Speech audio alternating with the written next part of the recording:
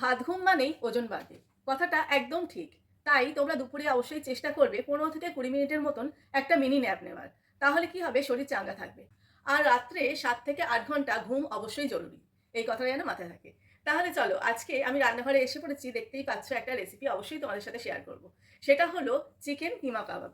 তার জন্য আমি নিয়ে নিয়েছি পেঁয়াজ, আদা, রসুন, কাঁচা লঙ্কা, ধনেপাতা। চিকেন তো অবশ্যই থাকবে, এর সাথে বেশ কিছু মশলা থাকবে।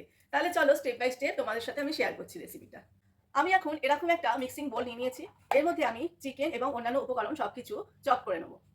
তো একে একে আমি দিয়ে দিচ্ছি চিকেনগুলোকে। তোমরা চাইলে মিক্সিং জারেও এই কাজটা করতে পারো। চিকেনটা সুন্দরভাবে কিমা হয়ে গেছে, এটাকে আমি একটা বাটির মধ্যে নিয়ে নিচ্ছি। একইভাবে পেঁয়াজ, রসুন, আদা, কাঁচা লঙ্কাগুলোকেও আমি কিমা করে নেবো। এর মধ্যে আমি ধনেপাতাটাও দিয়ে দিয়েছি, সব একসাথে আমি কিমা করে নিচ্ছি।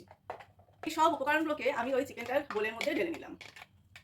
এবারে এর মধ্যে আমি একে একে হলুদ গুঁড়ো, ধনে গুঁড়ো, জিরে গুঁড়ো, স্বাদ মতো নুন, অল্প একটু লঙ্কা গুঁড়ো, গরম মশলা গুঁড়ো যোগ করলাম।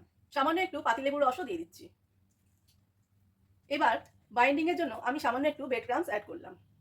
এবার সুন্দর করে কাবাবটাকে আমি মেখে নিচ্ছি। তোমরা চাইলে সামান্য একটু ময়দা অ্যাড করতে পারো বাইন্ডিং এর জন্য। এর মধ্যে আমি একটু বাটার দিয়ে দিচ্ছি, বাটার দিয়ে সুন্দর করে স্মুথ করে মেখে নেবো। এবার এই মিশ্রণটাকে এইভাবে আমি কাবাবের শেপ দিয়ে রেখে দিচ্ছি। তারপরে আমি ফ্রাই করে নেবো। ফ্রাই করাটা তোমাদেরকে দেখাচ্ছি, সাথে থাকো। ফ্রাইং প্যানে বেশ কিছুটা তেল আমি গরম করে নিয়েছি। এবার একে একে কাবাবগুলো আমি ছেড়ে দিচ্ছি।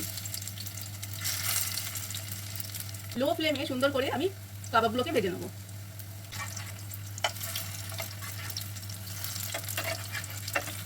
ব্যাস, ভাজা কমপ্লিট। এবার আমি এগুলোকে একে একে তুলে নিচ্ছি।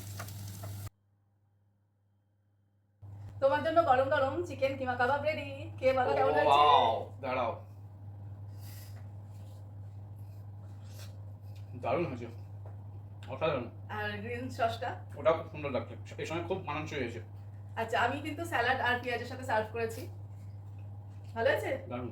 Thank you. তোমরাও কিন্তু ঝটপট বাড়িতে বানিয়ে ফেলো চিকেন কিমা কাবাব। আর কিরকম হয়েছে আমাকে লিখে জানাও। ঠিক আছে, আজকের মতন এইটুকু। Good night.